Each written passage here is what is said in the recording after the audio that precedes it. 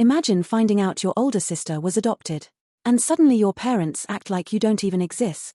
I am a 15F, and I have an older sister, Lila, 17F. Recently, I found out that Lila was adopted before I was born. My mother was considered infertile. I was a 1 in a million miracle baby that defied the odds, so she and my father adopted Lila.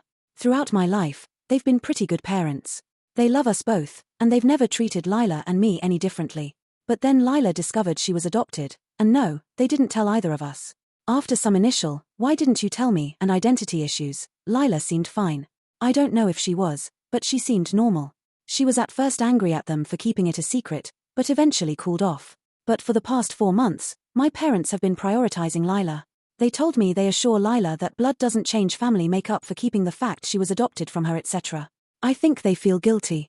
I get wanting to reassure Lila that, blood or not, she is a part of this family, but they have been continuously favoring Lila for these past months. They missed my high school play, instead staying home and serving snacks to Lila and her friends during movie night. On my birthday, they got Lila a freaking car. For my birthday. They've been going on dates with her, serving her favorite meals, getting her little gifts, getting nothing for me, and missing out on my things for Lila. I'm really not trying to sound like a spoiled brat, but I feel like in trying to make Lila feel like she still belongs, they're neglecting me. I don't even think Lila wants it. I mean, what 17-year-old wants to spend loads of time with her parents? It all came boiling out last Monday. There was traffic on my way home from school, so my parents and Lila were eating dinner. They had gotten Chinese from Lila's favorite restaurant and were all eating when I walked in. I overheard my mom telling Lila, "We chose you for our family. I loved you even without birthing you, without hormones telling me to." I feel like that's the most important thing of all. I dunno, but it kinda felt like a dig. It got me thinking, if my mom didn't give birth to me, would she love me any less? If it wasn't me she gave birth to, she won't ever know the difference. She would just love that child because hormones told her to. I blew up. I ran into the room, crying. I told my family, "I guess we're not really family, right? Since you didn't choose me." I then ran into my room. My parents said they were sorry if I thought Lila was being prioritized, but they also said I should apologize to Lila, as they were having an emotional discussion that I interrupted by barging in and yelling. They said I was old enough not to be a spoiled baby. Okay, they didn't exactly say that, but they said I was acting spoiled, hence the title, that I knew this was hard on Lila and I should be nicer. I'm just done. So exhausted and fed up with this all. I've barely spoken to them since Monday. So, AITA? Edit 1, March 6, 2023, 4 days later. Alright, I just wanted to clarify one thing. So, when my parents got Lila a car for my 15th birthday, they said it was for both of us. But in my country state, 15-year-olds are only allowed to drive with a learner's permit.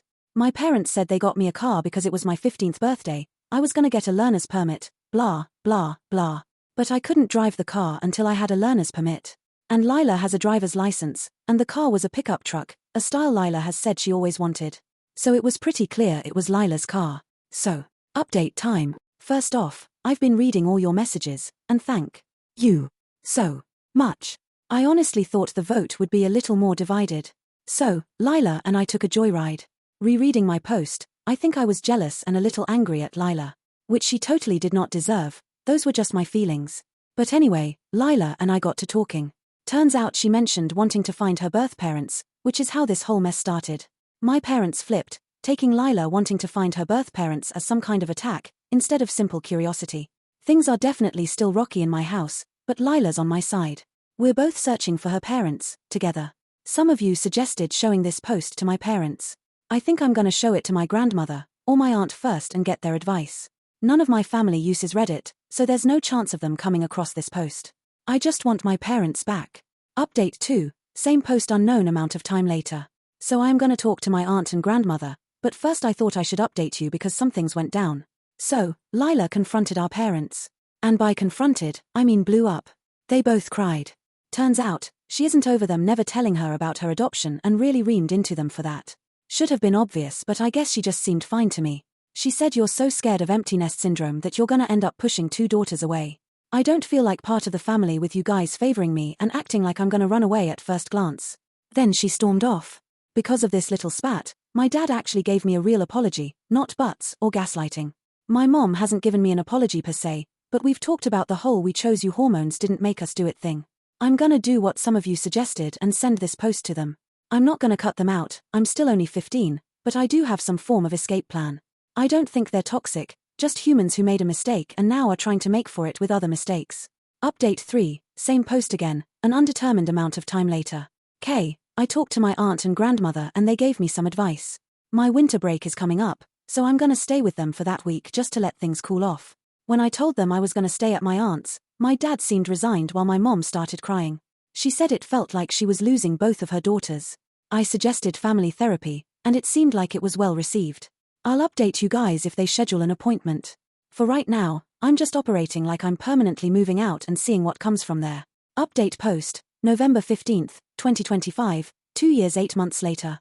I don't think anyone really cares about this, but I recently reread my old post and decided to write a short update. In my last post, I talked about how my parents were kind of narcissistic. Not true, just 15-year-old me experiencing teenage angst and starting her emo phase. Being sometimes self-centered or attention-seeking is completely different from being a narcissist. My experience doesn't even come close to someone who was actually raised under that abuse. It's a late apology, but I'm sorry. Lila and are good. Better now since she actually went away to college and I realize I like spending time with her when I wasn't forced to be in her proximity. We send each other random memes and text but we don't see each other that often. She did reconnect with her bio family. My parents and I flew out to meet them and they were so nice. They gave her up because Lila had some health complications that required surgeries they could not afford. Since she was still in the baby age, they knew it was most likely she'd be adopted right away and could have a life without the complications, which she did. We also got to meet Lila's bio extended family, which was the best part of the trip. So many of them cried upon seeing her walking and kept on thanking my parents. The bio family and ours aren't really close, but it was nice to meet them.